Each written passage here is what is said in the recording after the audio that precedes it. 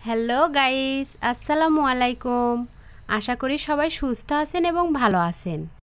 আজ আপনাদের জন্য আমি নিয়ে এসেছি কাতলা মাছের লেজ ঠোঁটা দিয়ে করলা চচ্চড়ি। আমি অনেক জায়গার মানুষকে দেখেছি এভাবে মাছ দিয়ে চচ্চড়ি খায় না, কিন্তু এভাবে চচ্চড়ি করলে যে কতটা মজা লাগে খেতে, সেটা যে খায়নি সে বুঝতে পারবে না। আর এই চচ্চড়িটা আমার পছন্দের একটি খাবার। আশা করি আপনাদেরও মন্দ লাগবে না। তাহলে চলুন এবার রেসিপিটি শিখে নেই। প্রথমে আমি মাঝারি সাইজের দুটো করলা এভাবে চাকা চাকা করে কেটে নিয়ে সেটা একটি প্যানে দিয়েছি। তারপর দেব হাফ কাপ মতো আলু। এখানে আমি ছোট আলুগুলো নিয়েছি, এটাও আমি যতটা সম্ভব পাতলা করে কেটে নিয়েছি। এবার দেব 1 কাপ মতো পেঁয়াজ এবং পরিমাণ মতো কাঁচামরিচ। কাঁচামরিচগুলো আমি ফালি করে কেটে নিয়েছি।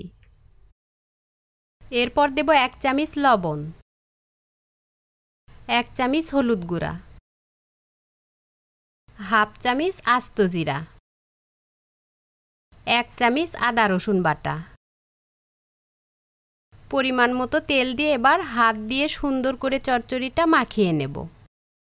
হাত দিয়ে না মাখালে কিন্তু চচ্চড়ির সেই মজার স্বাদটা কমতি থেকে যাবে, তাই একটু কষ্ট করে আপনাকে হাত দিয়েই চচ্চড়িটা মাখাতে হবে।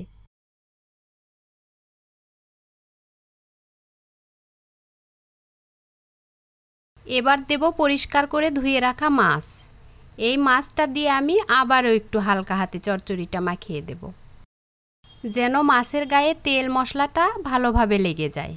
ভিউয়ার্স, আমার এই ভিডিওটি যদি আপনার বিন্দুমাত্রও ভালো লেগে থাকে তাহলে অনুরোধ রইল চ্যানেলটি সাবস্ক্রাইব করার। আর যারা সাবস্ক্রাইব করে পাশে আছেন তাদের অসংখ্য ধন্যবাদ।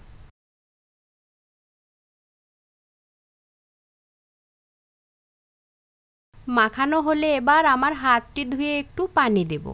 এখানে বেশি পানি দেওয়ার দরকার নেই, দেখতেই পাচ্ছেন এখানে আমি কতটুকু পানি দিয়েছি। এবার ঢেকে দিয়ে 5 মিনিট হাই হিটে রান্না করব।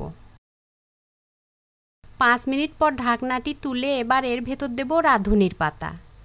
এই রাঁধুনির পাতাটা আমি ডিপ ফ্রিজে সংরক্ষণ করে রেখেছিলাম, কারণ এই পাতাটা আমি বগুড়া ছাড়া কোথাও পাই না।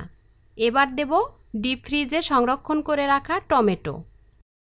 এখন হালকা করে চচ্চড়িটা একটু নেড়ে দেব। আপনারা এই রাঁধুনি পাতার পরিবর্তে ধনিয়া পাতাও ব্যবহার করতে পারেন।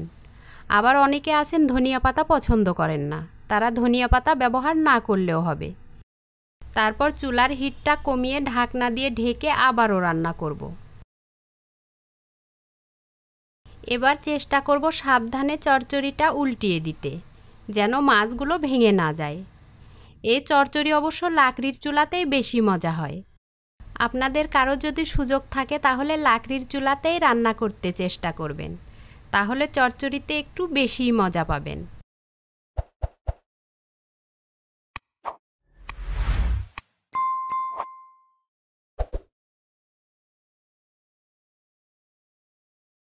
আপনারা দেখতেই পাচ্ছেন আমার চচ্চড়িতে এখনও কিছুটা পানি রয়ে গেছে।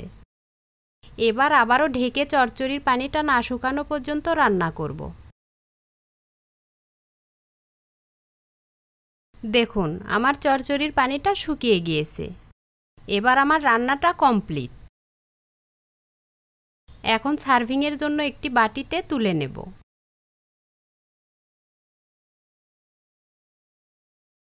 ব্যাস তৈরি হলো আমার কাতলা মাছের লেজ ঠোঁটা দিয়ে চচ্চড়ির রেসিপি।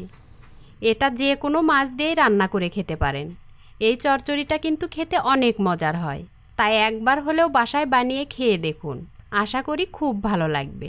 আজ তাহলে আপনাদের মাঝ থেকে এখানেই বিদায় নিচ্ছি। আল্লাহ হাফেজ।